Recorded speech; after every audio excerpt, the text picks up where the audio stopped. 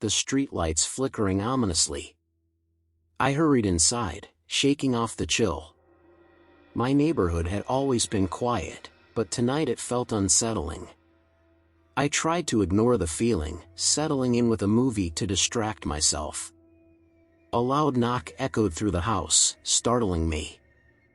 I opened the door to find my neighbors, the Millers, standing on the porch. They looked worried. "Can we come in?" "It's urgent," Mr. Miller said, his voice tense. "Of course," I replied, stepping aside to let them in. As soon as the door closed, their demeanor changed. Mr. Miller grabbed my arm forcefully while Mrs. Miller covered my mouth with a cloth. The world blurred, and I lost consciousness. When I awoke, I found myself in a dimly lit basement. My hands were tied, and the Millers stood nearby, preparing for something. Symbols covered the walls, and candles flickered, casting eerie shadows. "What's going on?" I demanded, struggling against the ropes. "You're our offering," Mrs. Miller said calmly. "We need to complete the ritual tonight." Panic set in as I realized their intentions. They had always seemed like normal, friendly neighbors, but now they were revealing a horrifying side. They began chanting, their voices growing louder. Desperation fueled my efforts, and I managed to free one hand. With quick movements, I untied the other and looked for a weapon. A rusty pipe caught my eye, and I grabbed it, ready to defend myself. The Millers were so engrossed in their ritual that they didn't notice me approaching. I struck Mr. Miller first, knocking him out cold. Mrs. Miller turned, shock evident on her face, but I swung the pipe again, and she crumpled to the floor. I ran upstairs, my heart pounding. I fumbled with the locks on the front door, finally bursting outside into the rain. I sprinted to my neighbor's house, pounding on the door until they let me in. "We need to call the police," I gasped, drenched and terrified. The police arrived quickly, arresting the Millers and discovering their twisted altar in the basement. They had been part of a cult, performing rituals to gain supernatural powers. I was lucky to have escaped, but the experience left me shaken. I moved away from the neighborhood, unable to bear the memories of that night. The rain, once comforting, now filled me with dread. I learned to trust my instincts and never ignore the feeling of unease, for you never know what horrors might be hiding behind friendly faces.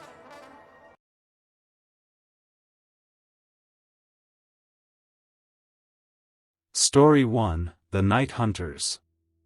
It was a stormy Friday night, and I had just settled in with a cup of tea and a good book. The rain pounded relentlessly against the windows, and the wind howled through the trees outside. My neighborhood was usually quiet, but tonight, an eerie feeling lingered in the air. I was halfway through my book when I heard a faint, unsettling noise coming from outside.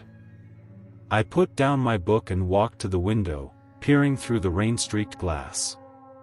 Through the downpour, I saw a group of my neighbors, all dressed in dark, hooded raincoats, moving silently through the street.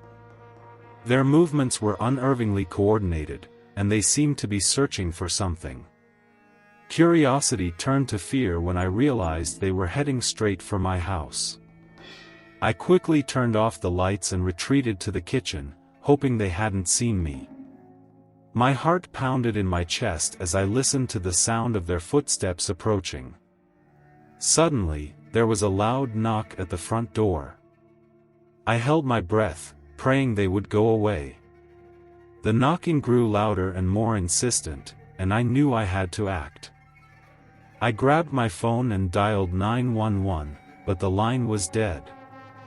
The storm must have taken out the phone lines. Panic set in as I realized I was on my own. I quietly moved to the back door, hoping to escape unnoticed. As I reached for the doorknob, I heard a window shatter in the living room. They were inside. I bolted out the back door and into the pouring rain, slipping and stumbling through the mud. I could hear their voices behind me, shouting and calling out to each other. My mind raced with fear and adrenaline as I ran through the darkened streets, desperately searching for a place to hide. I spotted an old, abandoned shed at the edge of the neighborhood and made a beeline for it. I ducked inside, my heart pounding in my ears. I could hear the footsteps and voices growing closer, and I knew I had to stay silent. Minutes felt like hours as I huddled in the darkness, trying to control my breathing. Through the cracks in the walls, I saw the flashlights of my neighbors as they searched the area. They moved methodically, their faces hidden beneath their hoods. Just when I thought they might leave, one of them stopped right outside the shed. I held my breath, praying they wouldn't find me. The footsteps moved on, and I allowed myself a moment of relief. After what felt like an eternity, the voices and footsteps faded into the distance. I waited a little longer, just to be sure, before cautiously emerging from the shed. The rain had let up slightly, but the night was still dark and ominous. I made my way to the nearest house with lights on and banged on the door. A kind elderly couple answered, and I quickly explained what had happened. They let me in and called the police, who arrived shortly after. The police searched the neighborhood but found no sign of my neighbors. They assured me they would keep an eye on the area, but I knew I would never feel safe there again. The storm had passed, but the terror of that night would haunt me forever. I moved away from the neighborhood, hoping to leave the nightmare behind. But every time it rained, I couldn't help but remember the night the hunters came out, and the fear that I might not be so lucky next time.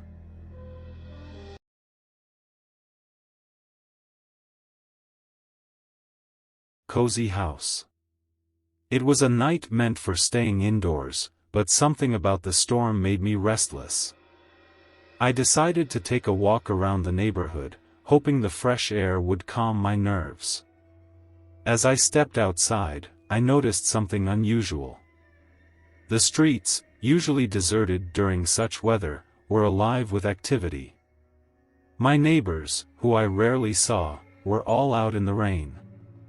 They moved with purpose, their faces hidden by the shadows of their rain-soaked hoods. Curiosity got the better of me, and I followed them at a distance, careful to stay hidden. They converged at the old, abandoned house at the end of the street, a place long rumored to be haunted. I watched from behind a tree as they gathered around a large, ominous figure. The figure raised its arms, and the crowd fell silent. I couldn't make out what was being said, but the air was thick with tension. Suddenly, the figure pointed in my direction, and every head turned to look at me. Panic surged through me, and I turned to run. I slipped on the wet pavement, falling hard. Before I could get up, strong hands grabbed me, dragging me towards the house. I struggled, but there were too many of them. They hauled me inside, slamming the door behind us. The interior of the house was dimly lit by candles, casting flickering shadows on the walls. The air was filled with the scent of damp earth and something else, something metallic and tangy. I was shoved into the center of the room, surrounded by my neighbors. The leader, the figure I had seen outside, stepped forward and pulled back his hood. It was Mr. Johnson, the quiet man who lived next door. His eyes were cold and devoid of the friendliness I had once known. "Why are you doing this?" I demanded, my voice shaking. "We have a ritual to complete," Mr. Johnson replied, his voice eerily calm. "And you, my dear, are the final piece." They began to chant, their voices rising and falling in a chilling harmony. I looked around frantically, searching for a way out. I noticed a small window near the ceiling, my only chance. Summoning all my strength, I broke free from the circle and scrambled up the wall. I managed to open the window and squeeze through, landing in the mud outside.